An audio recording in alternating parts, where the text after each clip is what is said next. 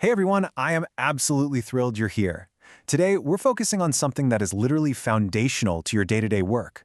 We are going to unpack the ICD-10-CM conventions specific to respiratory coding. Think of these conventions as the ultimate architectural blueprints for building a clean, undeniable claim. If you want to understand exactly how these codes are meant to be structured and applied, well, you are in the perfect place. Let's get right into it. So let me ask you a critical question, and it's one that probably keeps some of us up at night. Why do respiratory claims fail? It is incredibly frustrating when you have this beautiful, detailed provider documentation, but the claim still bounces back, right? The truth is, claim denials usually stem from a misunderstanding of the fundamental codebook conventions rather than actual clinical errors. When we coders misinterpret the rules governing how codes interact, the entire structure of the claim just falls apart. Okay, let's dive into this. Here is the roadmap for our explainer today. First, foundations of respiratory coding. 2. Includes and inclusion terms. 3. Excludes 1, not coded here. 4. Excludes 2, not included here. 5. Mastering combination codes. And finally, number 6, preventing denials and our summary. All right, kicking things off with Section 1, Foundations of Respiratory Coding, the Coder's Blueprint. Think about the human respiratory system for a second. It's this massive, complex network of organs and tissues introducing oxygen and expelling carbon dioxide. I want to anchor our technical coding rules right here to the physical anatomy. Because accurate coding is not just about memorizing rules, right? It's about reflecting real human anatomy and physiology in your data. Chapter 10 of the ICD-10-CM covers diseases of this exact system, codes J00 through J99. Everything we discuss today is simply the language we use to describe what happens when this physiological system breaks down. Moving right along to Section 2, Includes and Inclusion Terms. What's inside the code? Let's start with the exact official definition from Section I.A.10. An includes note appears immediately under a 3-character category title. Its sole purpose is to further define or give examples of the actual content of that specific category. You can treat this as your baseline rule for establishing the contents of a diagnostic category. When you see an includes note, the manual is giving you explicit permission and direction on exactly what belongs in that family of codes. And this brilliantly illustrates that concept in action. Look at category J44 for other chronic obstructive pulmonary disease. The includes note explicitly tells us that conditions like asthma with COPD, chronic asthmatic bronchitis, and chronic bronchitis with emphysema all safely fall under this umbrella. This takes all the guesswork completely out of the equation for you. If your provider documents chronic obstructive asthma, the convention explicitly outlines exactly why it belongs right here, in the J44 category. Now, building on that, we have inclusion terms, which you'll find in Section IA11. This is a list of terms included under some specific codes. Basically, they indicate the conditions for which that exact code is to be used. These terms act as synonyms of the code title. Or, if you're looking at an other specified code, these terms provide a list of the various conditions it covers. It's essentially the manual's way of directing you to the exact same alphanumeric code, even if the provider used slightly different phrasing in their notes. Let's walk through a real-world example to make this concrete. Under code J44.9, which is chronic obstructive pulmonary disease, unspecified, we see specific inclusion terms. If the medical documentation simply states chronic obstructive airway disease, NOS, or chronic obstructive lung disease, NOS, these inclusion terms directly map those exact conditions to J44.9.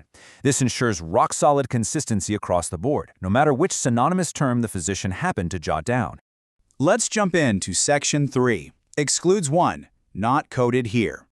I want you to forcefully anchor this crucial mnemonic in your mind right now. Not coded here.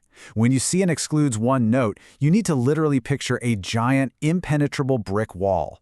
These are mutually exclusive conditions. The coding manual is loudly telling you, stop right there. The clinical logic behind this is actually really fascinating. According to Section IA12A, an excludes 1 note is a pure excludes note. It means the code excluded should never be used at the exact same time as the code above the note. Why? Because the two conditions biologically or logically cannot occur together. The classic example is a condition that has both a congenital form and an acquired form.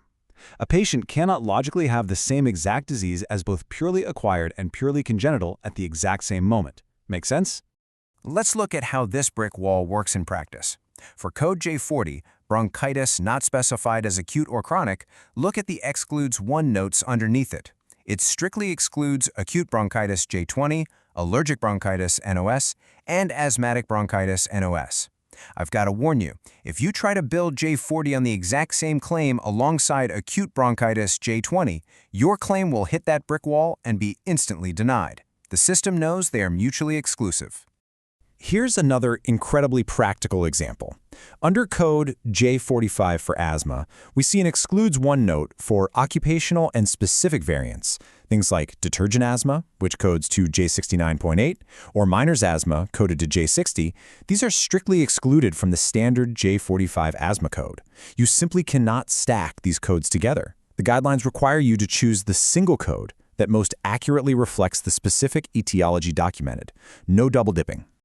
All right, Section 4. Excludes 2, not included here. Now, if excludes 1 is a brick wall, excludes 2 is more like a friendly little fence between neighbors. The catchphrase for excludes 2 is simply not included here.